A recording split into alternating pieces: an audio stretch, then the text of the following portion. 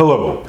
It should surprise no one that I'm Brian Downs, and this is Pro Sex Studio, the channel where I talk about the sexual subtext in popular television series and movies, and wonder why it is that we, as a culture, are constantly bombarded with a message tailored to make us believe that sex is dirty and bad, and we should be ashamed of ourselves.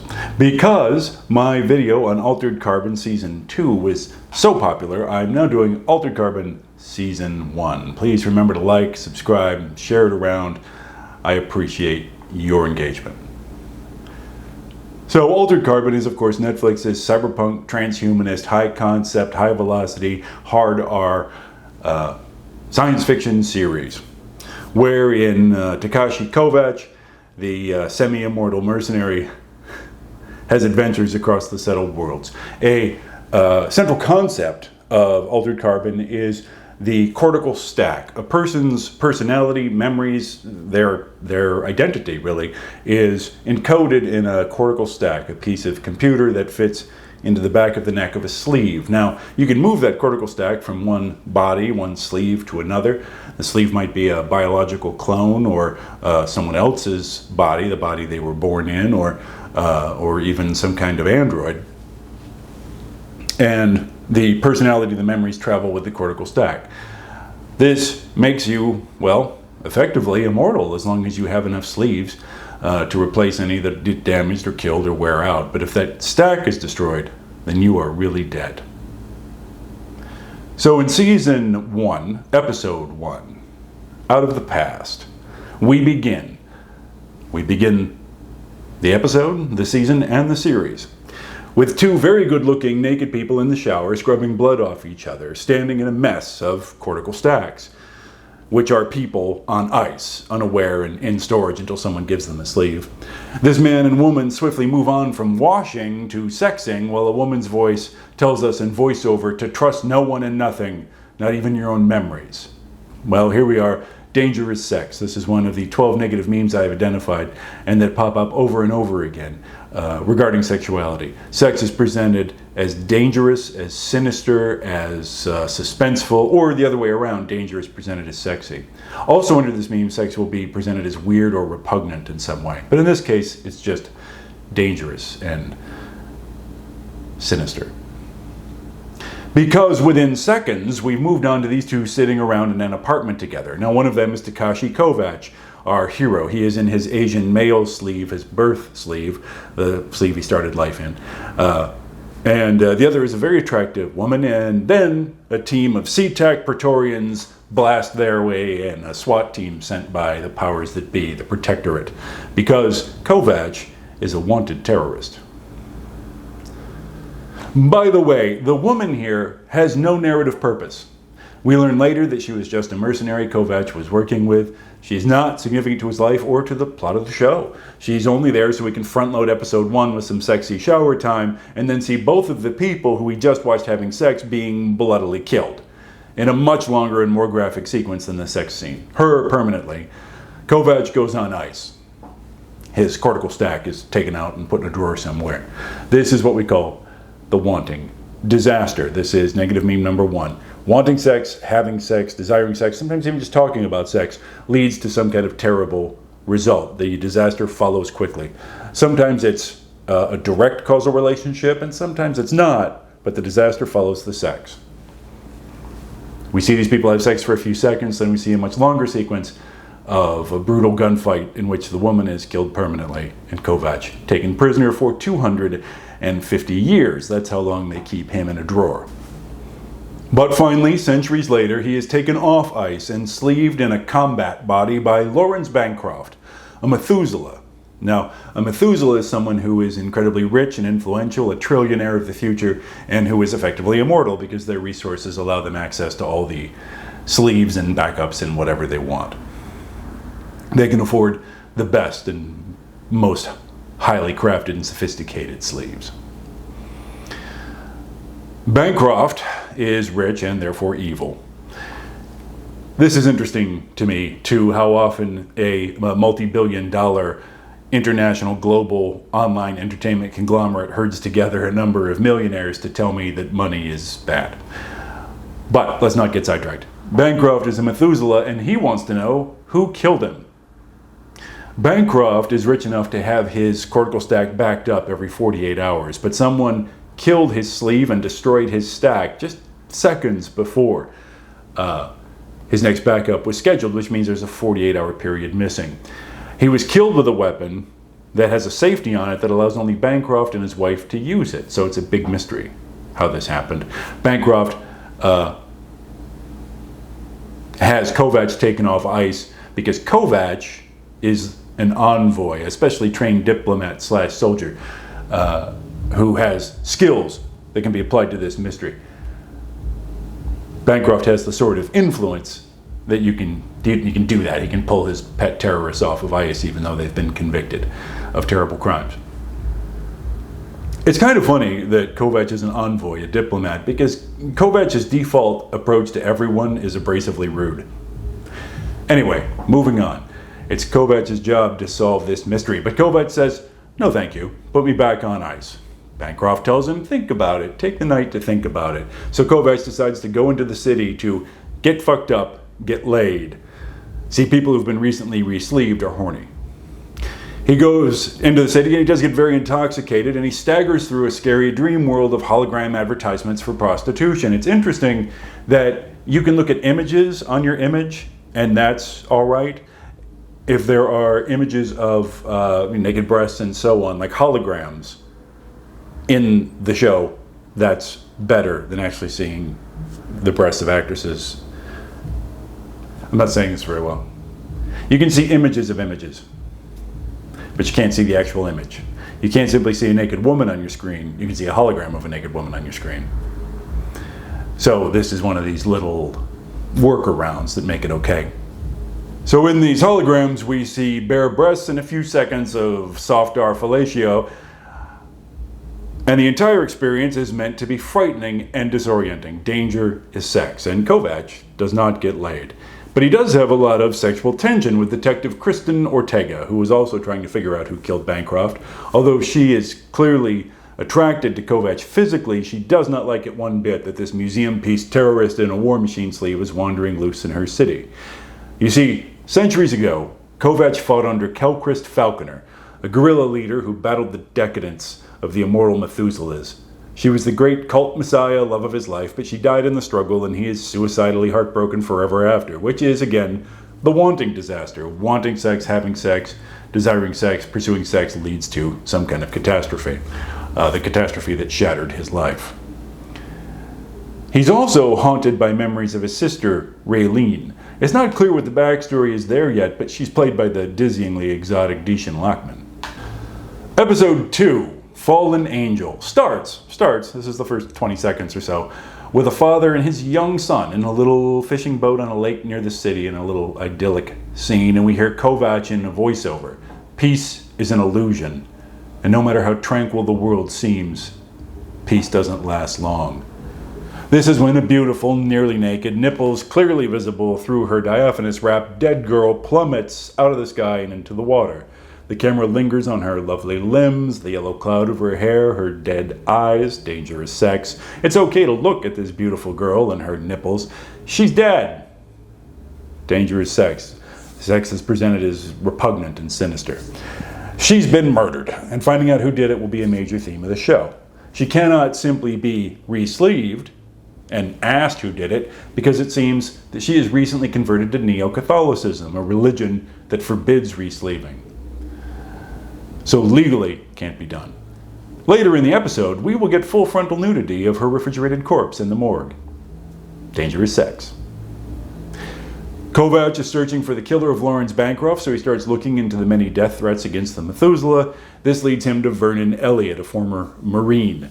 Elliott wants to kill Bancroft because he believes that it was Bancroft that beat his daughter Lizzie to death in an alley outside a brothel. Lizzie's sleeve was killed, but her cortical stack survived. Unfortunately, she was so traumatized that she's now caught inside a trauma loop, perpetually in a VR environment of the alley in which she was killed, unable to communicate, suffering eternally. Elliot suspects Bancroft because Lizzie had told him that she had been seeing Bancroft. So, a very attractive younger woman, allegedly, beaten to death outside a brothel by her trillionaire older boyfriend, Dangerous Sex. Solving Lizzie's murder and helping her recover from the trauma of it will become a major subplot of the show. Shortly, Kovac visits Jacketoff, the brothel outside which Lizzie was killed. He assumes that Lizzie was working there, and he's right. We see some nudity in Jacketoff, but it's all seedy, transactional, and presented as off-putting, Dangerous Sex. He interviews a prostitute named Anemone under the guise of being a customer. We get long shots of Anemone's bare breasts as she entices Kovac with very blunt language, but when Anemone figures out that Kovac doesn't want sex, she turns hostile, refuses to answer questions, and threatens to scream for security. He manages to win her trust by pretending to be Lizzie's mother in a male sleeve. When he asks Anemone if Lizzie had any freaks among her regular clients, Anemone tells him, "Mrs. Elliot, everyone here is a freak." So everyone who wants sex is a freak. All the people at the brothel are freaks or the victims of freaks.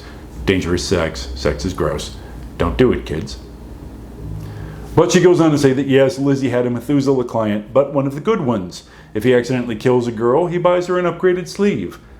Dangerous sex. Sex is murder. The prostitutes are all slaves. Anemone has strangulation bruises. No one is enjoying their sex life in this entire show. But look at the tits! It's not much later when Miriam Bancroft, the wife of Kovac's trillionaire boss, comes to visit Kovac in his hotel. She tells him that her sleeve secretes a sex drug, then she takes off her clothes and bangs him.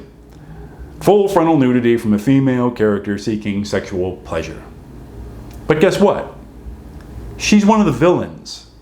It's villains who sex. This is one of the negative memes. Bad people, bad characters, evil people seek sex and such sensual gratification. They seek it out, they enjoy it, they're good at it, they're sexually attractive. It's villains who sex. And they're not ashamed of it. That's a major point. That's often, in fact, what makes them the villain, that they are unashamed. Their sex scene together is intercut with Detective Ortega, who is Catholic, in a confessional. "Bless me, Father, for I have sinned. I have had lustful thoughts." She's also used violence and abused her police powers, but those acts come second to her lustful thoughts about Kovacs. Well, hey, I smacked a suspect around and I abused my power as an armed agent of the state, but we'll get to that in a minute. I think Kovac has dreamy eyes. Sex is bad. Your problem is sex. That's another one of the negative memes. When a protagonist has sexual feelings or a sex life, it's often presented as their problem. It's their character flaw. It's something they have to battle against. She's in a confessional. But then the camera reveals that there's no priest on the other side of the screen. She is confessing to no one. Her confession serves only to show the audience how she feels properly bad for thinking about sex. It does not help her feel better, nor does she gain the forgiveness of God. We'd need several lifetimes for me to catalog each instance of Season 1's anti-sex material. I will note that we will see Anemone, the bare-breasted prostitute, return in Episode 3 just long enough to show us her tits again, then be murdered with a cut throat. But hey, a cut throat doesn't destroy the stack, so she'll probably be back to being a slave prostitute soon enough. It's in Episode 5, The Wrong Man, that Ortega and Kovac finally do it. They've had UST since Episode 1, and one of the reasons for that, UST, by the way, unresolved sexual tension, a little bit of industry jargon. And one of the reasons for that is that Kovac is wearing the sleeve of Ortega's former lover, Elias Riker, who is on ice. Methuselah Bancroft put Kovac in Riker's old sleeve to deliberately upset Ortega, and it worked. Ortega is upset and has very conflicted feelings about her desire to have sex with Kovac. They are sitting alone in Ortega's place. Kovac is shirtless, and she is tending to injuries he sustained on the job. The tension builds. The light is low. The music is groovy. Ortega says, "This is a mistake. When I look into his eyes, I see you looking back at me, and it's been a long time since someone looked at me like that." Kovac says, "I'm sorry I'm not Elias." Ortega replies, "Just shut the fuck up," and throws herself on him and begins to kiss and embrace him. So you see, she feels guilty. We get a hard R sex scene, 50 seconds of heaving breasts and thrusting hips, but compare this to when Miriam Bancroft had sex with Kovacs, the Methuselah, wife of a Methuselah. Miriam is literally built for sex. Her sleeve includes sex upgrades. It's villains who sex. She confidently comes into the room and gets what she wants. It's villains who sex. Here, we have a deeply conflicted Detective Ortega being swept away by her emotions and going to bed with a convicted terrorist, which is something police detectives should not do, as a rule. This is the negative meme, your problem is sex. And don't forget that Kovacs' sex scene with Miriam Bancroft was intercut with Ortega in a confessional. Bless me, Father, for I have sinned. I have had lustful thoughts. Both of these sex scenes are about Ortega's guilt about her attraction to Kovacs. So let the punishment commence. The very next scene is a flashback to Ortega waking up in that same bed with Elias, also played by Joel Kinnaman because it's the same sleeve. The police come pounding on the door to arrest Elias for a crime he didn't commit. A lot of guns get pointed and Elias goes on ice in this frame job. And by the end of this same episode, Ortega gets badly shredded by an assassin and gets to watch her friend and partner, Detective Samir Abood, die real death 6 inches in front of her eyes. This is negative meme number 1, the Wanting disaster in 20-meter tall neon spread across the undying stars. Ortega finally gives in to her desire for Kovacs. Then we get to see a very painful moment from her past in flashback, and then she gets to have a much more painful experience in the main story. I guess that bitch got what she deserved for showing us her landing strip. But good news, Kovacs uses his boss's unlimited resources to pay the surgeons who save Ortega's sleeve and install a powerful new cybernetic arm. Ortega is now much more formidable in close combat. This happens in the next episode. This is the negative meme, sexy, sexy killers. People who are really attractive, like Detective Ortega, like Takashi Kovacs, kill and destroy a lot. This is true of heroes, this is true of villains. And that's shortly demonstrated when Kovacs and Ortega find themselves in a gangster's gladiator pit as the result of a subplot, put there to die by some of their shadowy enemies. We see them fight in desperate, bloody battle. Now, are you tracking this? They had sex. We had to do a flashback to an earlier disaster. Then we came back to the main story for at least 2 rapid-fire present-day disasters.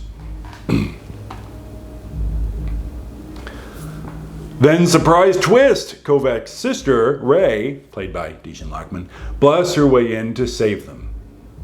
Episode 7, Nora Inu, is their backstory. When they were children, their criminally abusive father murdered their mother, then child Kovacs blew daddy's stack out when he threatened Ray. So their parents were apparently in a sexual relationship. They were married and had 2 children. We see no sex, though, only horror and death. As adults, Kovacs and Ray wind up on the run from both the Protectorate and the criminal syndicate, the Yakuza. They blunder into contact with Kelchrist Falconer. She will be the great love of Kovacs' life. They first meet when she commands the squad that takes them prisoner at gunpoint in the night, because this is the best way to find a girlfriend. Danger is sex. Falconer is the inventor of the cortical stack, but she's had second thoughts. And now she leads a terrorist death cult with the goal of denying humanity the use of that technology, because Falconer gets to decide if trillions live or die. Kovacs and his sister join this cult because they have no other options. But the cult is eliminated by Protectorate forces before they get very far. This rudely one-sided butt-fucking is called the Battle of Stronghold. It takes place less than a few hours after Kovacs and Falconer have sex for the first and only time. The Wanting disaster again. Wanting sex, having sex leads to a bad result, which is to say the death of almost everyone you know. All of the cult members die. Kovacs goes on ice because of a personal connection he has with Yeager, a Protectorate officer. He'll be caught later. Remember that scene we saw at the beginning of episode 1.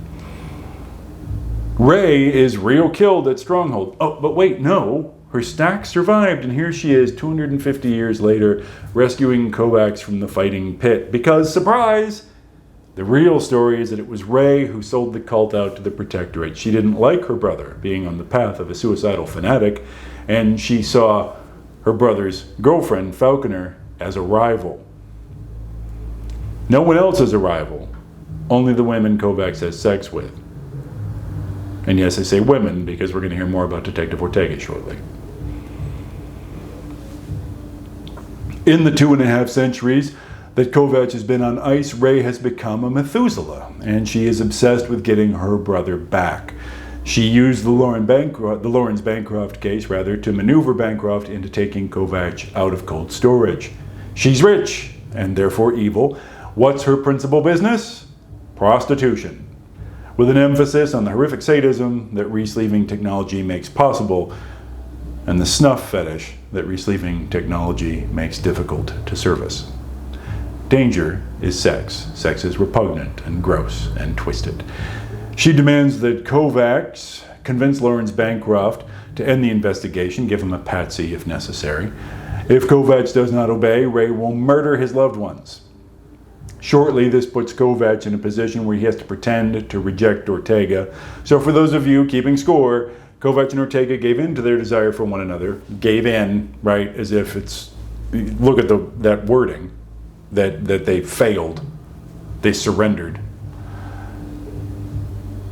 Had sex for less than 1 minute, then Ortega was horribly injured, nearly killed, and had to watch her friend Samir die. Then Kovacs and Ortega are badly beaten up and nearly killed in a gangster's gladiator pit. Then Kovacs dumps her. The wanting disaster reinforced and amplified episode after episode, and I didn't even mention that flashback to an earlier disaster when Ortega's lover Riker was arrested for a crime he didn't commit. Ortega pursues the investigation on her own, which leads in episode 8, Clash by Night, to the rare treat of full frontal nudity from Dishan Lockman. Better yet, from 10 of her clones. But only in the context of a deadly fight between the detective and a squadron of the Methuselah slaver, each leaping from their storage pod in turn to be bloodily gunned down. So we get to see a beautiful naked woman die in a puddle of her own blood over and over and over again. Dangerous sex. Sex is repugnant and horrifying and terrible. Even to just this degree, which is simply nudity. Also, it's the villainess who is unashamedly nude and psychotically unashamed in general. It's villains who sex. Ultimately, it is Ortega who loses that fight. Ray puts Ortega on ice. Well, in VR. She takes her DHF, the digital program that is her identity, the program that is stored on a cortical stack, and puts it in a virtual reality prison. And Ray installs her own stack in the Ortega sleeve. In the next episode, Rage in Heaven, Ray goes back to the Poe Hotel, Kovacs' base of operations, pretending to be Ortega, returning from the battle of the full frontal clones. Ray as Ortega winds up in the bathtub in Kovacs' room with Kovacs tending to her wounds. She says that she understands that Kovacs had wanted her to kill Ray's clones. She asks if Kovacs loves her. Kovacs deduces that it is Ray inside the Ortega sleeve and demands to know the condition of Ortega's cortical stack. And here we go.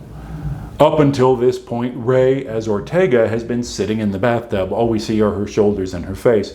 Within seconds of Kovacs deducing the true situation, within seconds of the audience receiving that shock, and the audience wondering if Ortega is dead or alive, Ray stands up and says, "I can see what you like about this sleeve.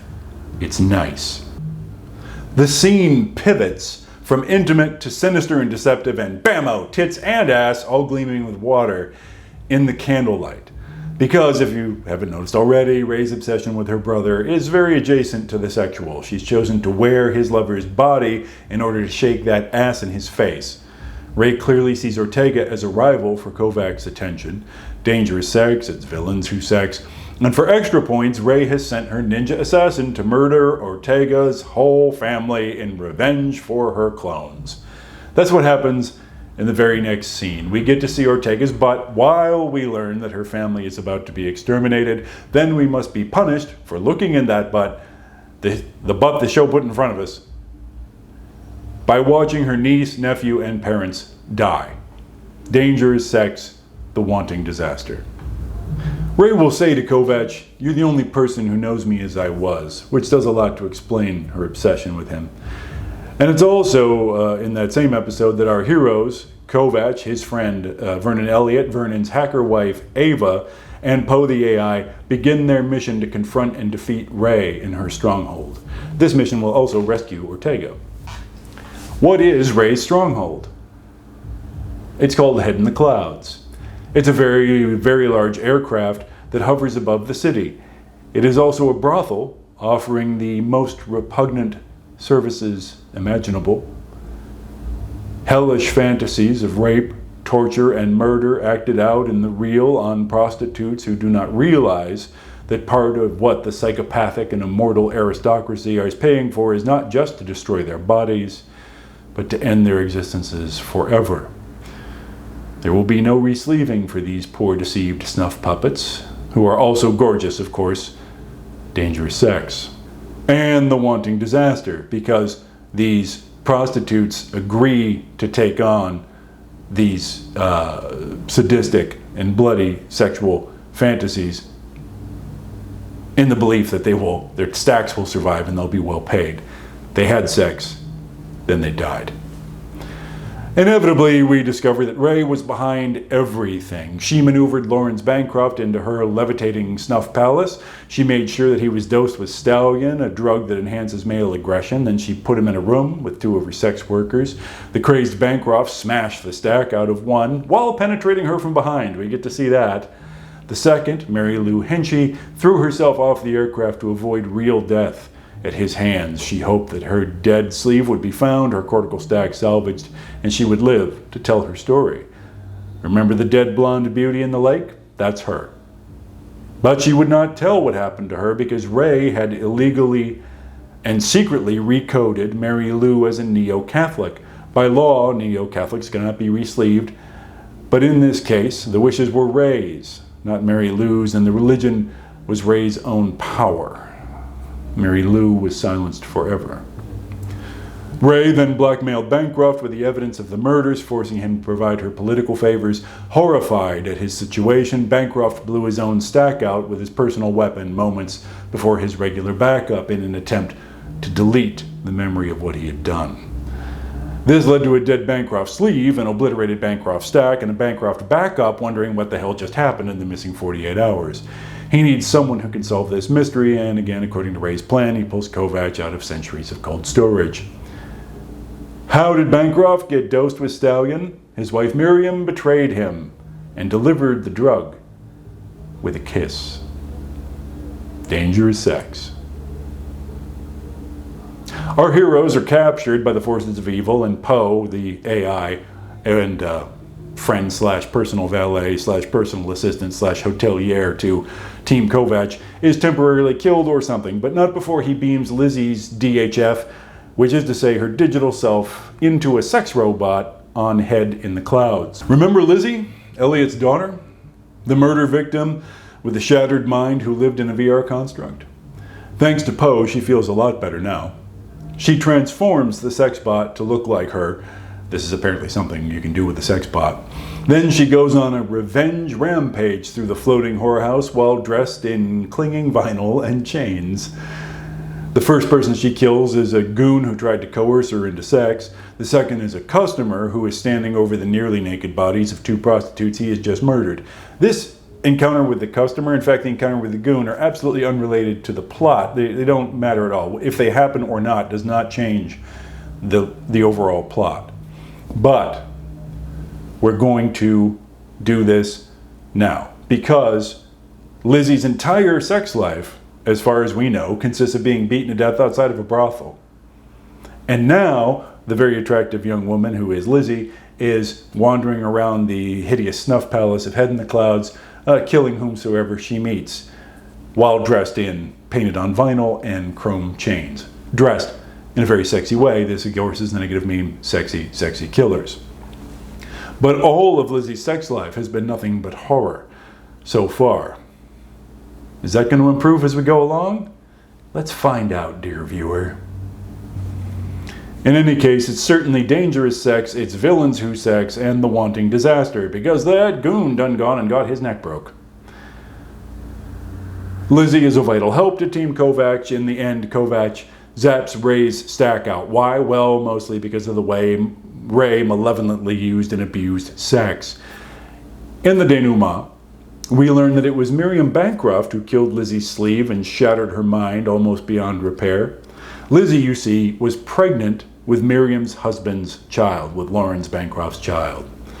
Lizzie suffered everything she suffered because of the consensual sex she had with another adult. Lizzie's entire sex life is nothing but horror. Now, while we're talking about Lizzie, let's talk about her parents. Vernon Elliott, the Marine and friend of Kovacs.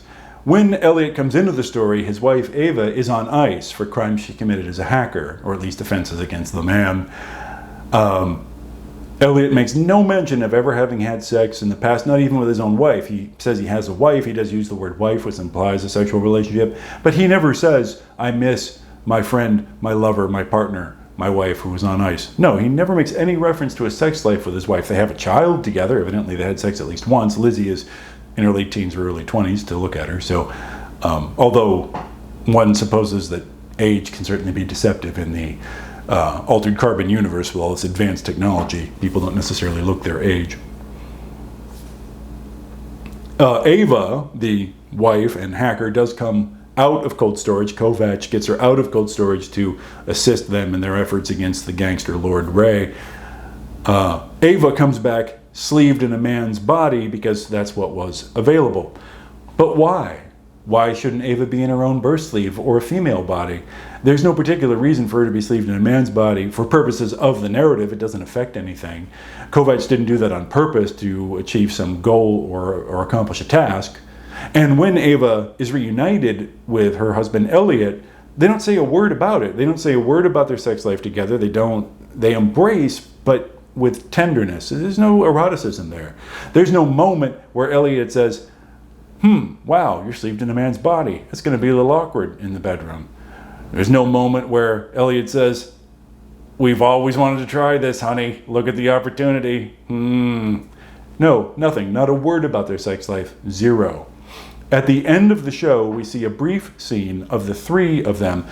All has been put right, and Ava and Elliott and Lizzie are all sitting at the kitchen table. Ava has her birth sleeve back, so now it's Ava sleeved as a woman at the table in the kitchen. The kitchen is very often the symbol of domestic bliss. And this is another negative meme celebrating celibate marriage.